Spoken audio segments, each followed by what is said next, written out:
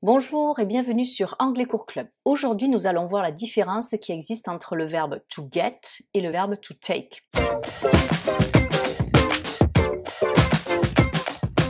Alors, ces deux verbes ce sont des verbes bien sûr très courants.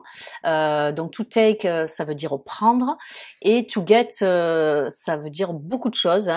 On a une leçon sur Anglais Cours Club qui est consacrée à ce verbe, puisqu'il veut dire à la fois avoir, posséder, arriver, recevoir, obtenir, etc. Mais parfois, on a du mal à faire la différence entre ces deux verbes, et surtout dans quel cas on les utilise. Et vous verrez que selon que l'on utilise le verbe to get ou le verbe to take, on ne va pas du tout exprimer la même chose et ça peut parfois être problématique. Alors, on va commencer par le verbe get qui donne donc au prétérit past simple, vous le savez, got. Alors, on va utiliser le verbe get lorsque il y a deux personnes qui sont dans l'action, et il y a une autre personne qui va nous donner quelque chose. Donc nous, finalement, on nous donne quelque chose, on est passif dans l'action. Exemple, to get a glass of wine. Si je dis to get a glass of wine, ça veut dire que le serveur ou la serveuse m'a apporté un verre de vin dans un restaurant.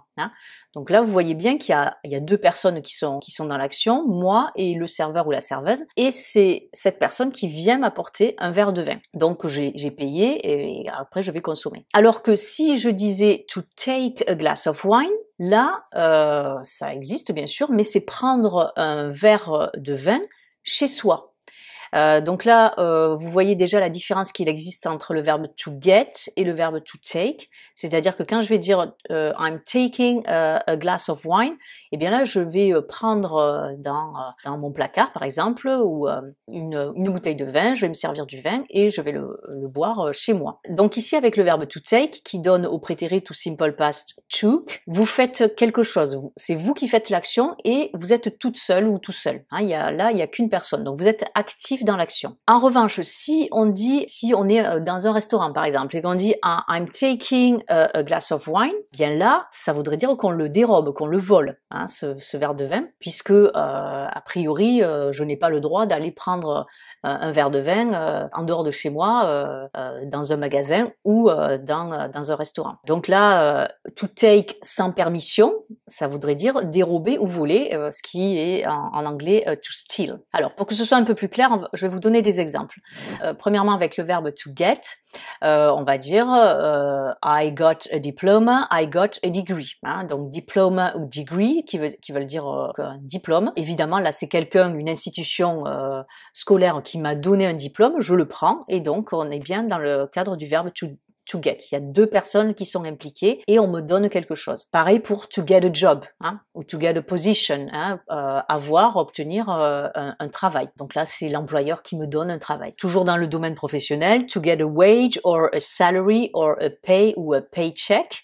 Donc là, c'est avoir un salaire. A wage, donc c'est plutôt un salaire journalier, mensuel ou hebdomadaire. Et a salary, c'est un salaire mensuel. Et a paycheck ou pay, donc là, c'est un salaire, c'est un synonyme de salary. Donc là, évidemment, c'est l'entreprise ou la structure qui m'emploie qui me donne un salaire. Donc, on va utiliser le verbe to get. To get a pay increase ou alors a pay rise en anglais britannique ou a pay raise ou a raise en anglais américain, ça veut dire donc avoir une augmentation de salaire.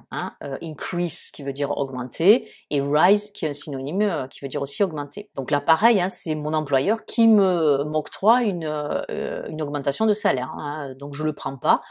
C'est bien le verbe get qu'on doit employer. Pareil pour to get a promotion. Last year I got a promotion. L'année dernière, j'ai obtenu une promotion dans mon travail. Lorsqu'on cherche un appartement à louer ou à acheter, eh bien lorsqu'on l'a trouvé, on va dire to get a flat, qui est le terme britannique pour appartement, ou alors to get an apartment, le terme américain pour appartement, puisque là c'est le propriétaire ou la propriétaire qui va nous vendre ou nous louer son bien. Donc deux personnes impliquées, c'est le verbe to get, et nous on est passif dans l'action, on nous donne ou on nous prête quelque chose. Maintenant, des exemples avec le verbe to take. Donc je rappelle, le verbe to take, a priori on est tout seul ou toute seule impliqué dans l'action, et c'est nous qui faisons l'action, qui prenons une chose ou un bien. Exemple, to take an English course. Donc là, je prends un cours d'anglais.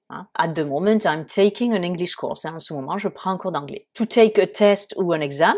Là aussi, je passe, donc on le traduirait plutôt par passer un test ou un examen. To take a taxi ou to take a bus. Bon, ben là, évidemment, hein, ça veut dire prendre un taxi ou un bus. To take a picture ou a photo, hein, donc prendre une photo. Prendre des médicaments, to take medicine, drugs ou to take a pill, une pilule, un médicament. Donc là aussi, c'est moi qui les prends, qui les consomme, et je suis seule impliquée dans cette action. Je vais dans un endroit public, un endroit touristique et je vais dire I'm taking a brochure or a flyer. Hein. Donc là, je me sers sur une étagère et je prends ces documents, un flyer ou une brochure touristique par exemple. Voilà, j'espère que cette leçon vous aura aidé à faire une différence nette entre le verbe to get. Donc je rappelle le verbe to get, deux personnes impliquées, on nous donne quelque chose et on est passif dans l'action.